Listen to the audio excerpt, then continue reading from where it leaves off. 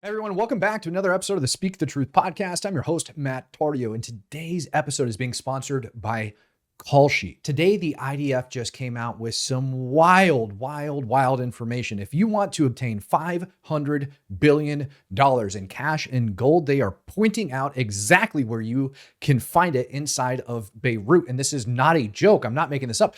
Some people are seriously questioning whether or not this is real, but in fact, it is. The IDF is actually going to be releasing and has released some information so far, but they said they're going to release more intelligence on how to get to this gold later on tonight. Why the heck would the IDF want to release where that gold's at? Well, we're going to talk about that and more coming up in today's episode. First, we're going to go and figure out what the heck the IDF has been up to the last 24 hours because they have been bombing banks inside of Beirut, and they started doing it about 24 hours ago. Check this out.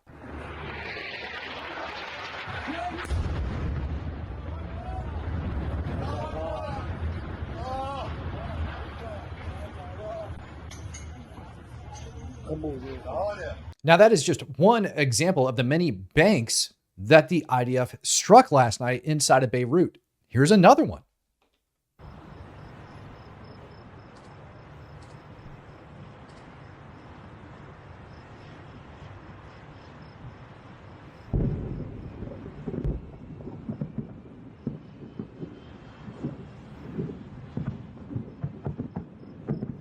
Now, that is a serious flashbang. That, of course, was being filmed from a very great distance away, but you can see the amount of crap that came spewing out after they ended up doing that. Now, why is the IDF taking out these banks, and why are they announcing where you can get yourself $500 million in cash and gold today over inside of Lebanon? Well, Israel is saying that these banks are basically laundering the money for Lebanese Hezbollah. And by so, they say that they are legitimate targets and they are targeting them. They are literally dropping bombs on them. But here's the crazy part about all this. Not only are they dropping bombs on these banks, look at this. Not only are they dropping bombs on these banks and bombing them to oblivion, but now there is gold, quite literally gold, littering the streets over inside of Lebanon. You don't believe me? Check this out. I got a video of people literally mining for gold. Like it's the California gold rush, only Lebanese version. Now, I muted this video because the reporter that's speaking, honestly, I don't know what she's saying and I don't care. But what you're about to see is these gentlemen digging through this rubble over here, and they are literally pulling out chunks of gold. I mean, like literal chunks of gold is coming out of these piles of rubble over on the streets of Lebanon. So people who have been poor, famine, you name it, as a result of everything that Hezbollah has been doing, is now going to these bombing sites and these bombing locations. Watch this right here. And picking out gold out of the rubble like it was the Lebanese gold rush. Check this crap out. Wait for it. Here it comes. It's coming. Here's the money.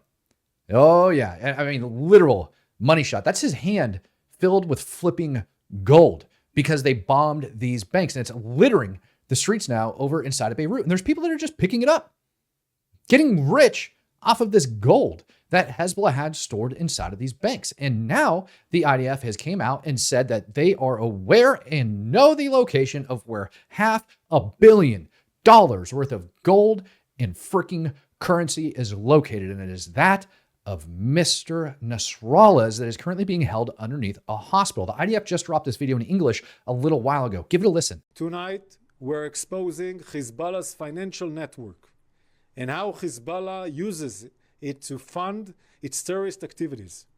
In recent years, the state of Lebanon has experienced a deep financial crisis, which was exploited by Hezbollah. Hezbollah's main financial arm is the Al-Qard Al-Hassan Association. It provides financial services to Lebanese civilians and pays the salaries of Hezbollah's operatives. Al-Qard Al-Hassan, which violates the international law, is sanctioned by the United States and other Western countries. Hezbollah's financial network is based on two main sources of income: money from the Iranian regime and money from the Lebanese people. Iran's Quds forces transfer money to Hezbollah from Iranian oil sold in Syria. Iran also sends suitcases of cash and gold by planes to the Iranian embassy in Beirut, and then directly it goes to Hezbollah. Hezbollah has also built factories in Syria, in Lebanon, in Yemen, and in Turkey. that provide income for its terrorist operations. Hezbollah Unit 4400 manages this financial network. It was run by Jafar Ksir, also known as Sheikh Salah, until he was eliminated in a precise strike in Beirut at the beginning of October. Now, I'm going to pause it right there. Now, I want you to reference what he said earlier on in this video, where he said that Hezbollah gets the money not only from Iran, but also from the Lebanese people. And that's very important to understand. It's very, very important to understand that, Hezbollah has been getting this money from people inside of Lebanon. And those people are going to want their money back. And he's about to tell them how they can get their money back. Today, in another precise strike in Syria, we have eliminated his successor. The IDF will not allow Hezbollah to regroup and rearm.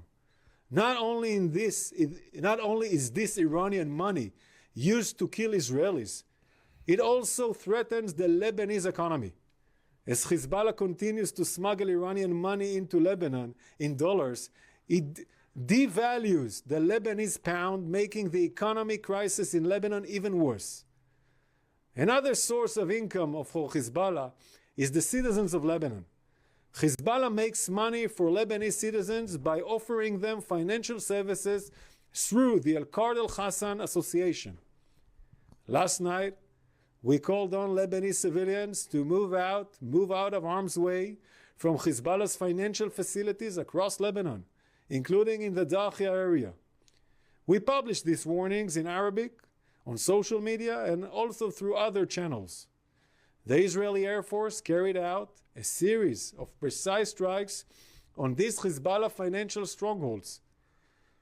One of our main targets last night was an underground vault with millions of dollars in cash and gold.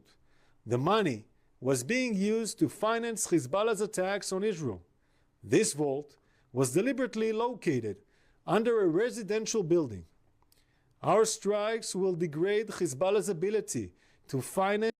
Now, I want you to notice the amount of airstrikes that were on that map just a couple minutes ago, and where he's now stating that airstrike took place, which was a residential building, but he's stating that they warned all of the people before they went in there. They did their best, according to this IDF spokesperson, to warn all of the people before they ended up dropping bombs on the residential building, which had all of the gold and money underneath it. Its attacks on Israelis. Tonight, I am going to declassify intelligence on a site that we did not strike, where Hezbollah has millions of dollars in gold and cash. In Hassan Nasrallah's bunker. Where is the bunker located? Directly under El Sahel Hospital, in the heart of Beirut, in the Dakhia. Like, this is insane. This is like listening to a freaking, I don't know, like some thriller novel or something about where all this money is being kept, and now you can go over here and get it. This is the hospital. From both sides, you can see an entry and exit. Those are entry and exit tunnel shafts for the underground bunker. The entrance is located in the Al Mahdi building, and the exit is located in the El Sahel Center building. Like, look at this crap. He's literally showing them, go in here, get out there. And if you look at it, it even has an elevator that's going down into it. Now, let's be fair. We've seen things like this from the IDF before about underneath the Shifa hospital. And they did find tunnels for transparency. They did, in fact, find tunnels on the grounds of the Shifa hospital. And they actually documented and they showed footage of the underground network. It didn't look nearly as elaborate as the video that they had that it released to the public that looked like this, but they still found those tunnels that were underneath there. So is their intelligence accurate? I got a feeling we're about to find out. This is the bunker. It contains rooms, beds, and infrastructure for long stays, and the ability to direct combat from underground. Hezbollah built this bunker directly underneath this hospital. There are hundreds of millions of dollars in cash and gold inside the bunker right now. I'm calling on the Lebanese government, Lebanese authorities, and the international organizations. Don't allow Hezbollah to use the money for terror and to attack Israel. The Israeli Air Force is monitoring the compound, as you can see. However, we will not strike the hospital itself.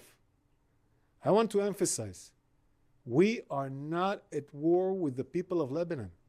We are at war with Hezbollah. And we will continue to operate against Hezbollah so that the residents of northern Israel will be able to return to their homes in safety and security.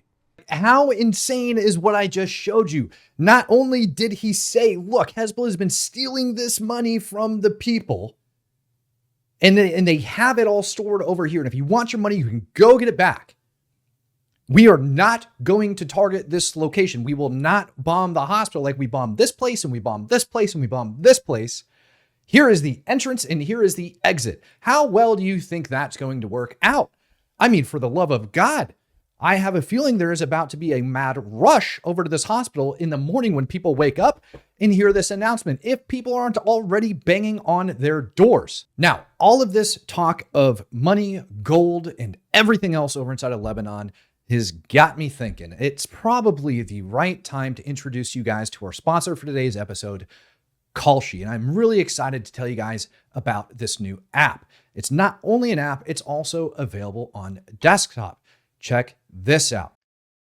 So looking at it over on their website, as you can see, it says who will win the presidential election. Now, this is the first time legally in 100 years you are allowed to trade on the presidential election in all 50 states. That's right. You heard me say it. And let's take a look at who's favored to win right now. Currently up on the top, who will win the U.S. presidential election? Right now, it's got 57% chance for Donald Trump, 43% for Kamala Harris. And you go down and you look, and all that's based on where people are putting their money. They're quite literally putting their money where their mouth is. So if I want to do a yes vote, that Donald Trump is going to win the presidential election, and let's just say I put $50 in it, as you can see right down here at the bottom of the screen, it is going to end up paying out $36.12.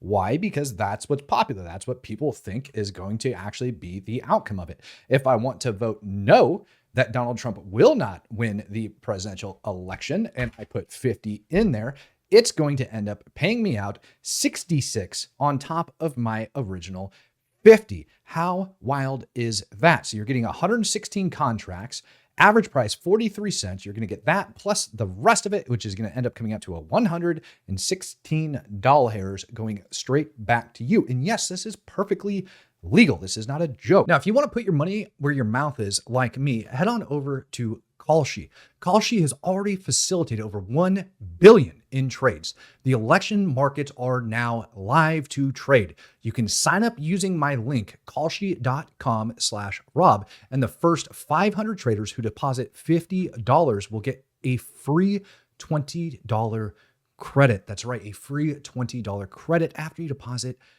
50. Ladies and gentlemen, don't wait. Go sign up now.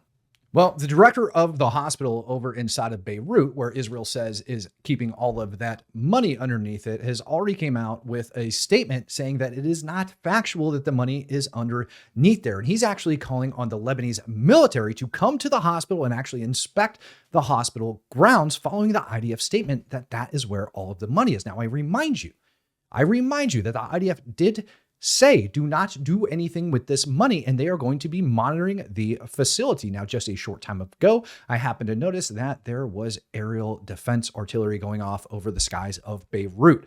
So is that a sign that Lebanon is attempting to shoot down the surveillance aircraft that are over the top of Beirut? Truthfully, I couldn't tell you. Now, why would Israel want to tell the Lebanese people where all of this money is at? Truthfully, in my brain, I actually think it's pretty diabolical. Like the old saying of some people just want to watch the world burn, I think that is exactly what's taking place. And it's not that they want to watch the world burn. Israel knows that they can't bomb the hospital and get directly to that money, which is why Nasrallah would have had it placed there in the first place. So instead, they did the next best thing. They told the people who have just been freaking ravaged by Hezbollah over the years, who don't like them, exactly where all of the money and gold is located. So my question with the 80,000 strong Lebanese military, are they going to be strong enough from stopping the millions of people who want to go in there and get their hands on that money? I mean, they're already digging through the rubble in Beirut, pulling out chunks of freaking gold from where some of these airstrikes took place last night. These next 24 hours inside of Beirut are going to be extremely, extremely interesting to watch. And I think at a minimum, even as like a public experiment. I mean, Israel, if this is actually works and people go get this money, dude, they could quite have possibly made more people overnight millionaires than any other country on earth. Like, it's never happened. Like, this is unprecedented. And all of this is coming out right on the precipice of when Israel is supposed to be striking Iran. I was talking with Robert earlier, and he believes that it's going to be taking place sometime within the next 24 hours. I personally haven't a clue. Some people are thinking that Israel is going to wait till after the U.S. presidential election. Now, over this morning at the airport in Tel Aviv, we noticed some weird stuff with air traffic. Allegedly, there was a drone flying around. Israel took care of it, and air traffic was held up for about 30 minutes. So it's not a sign of anything crazy going on. Ladies and gentlemen, I appreciate you all for joining me for another episode of the Speak the Truth podcast. I really look forward to seeing what's going to be taking place. If you see me going live with riots for money, that is going to be your sign to clue in, because there's going to be lots of videos coming out from inside of Beirut of people attempting to get this money. So keep your eyeballs open. If you haven't already, don't forget to follow this channel. Like and subscribe, ladies and gentlemen. You better be subscribed and be a true supporter. I'll see you guys tomorrow. Peace, love, happiness, and God bless. I'm out of here.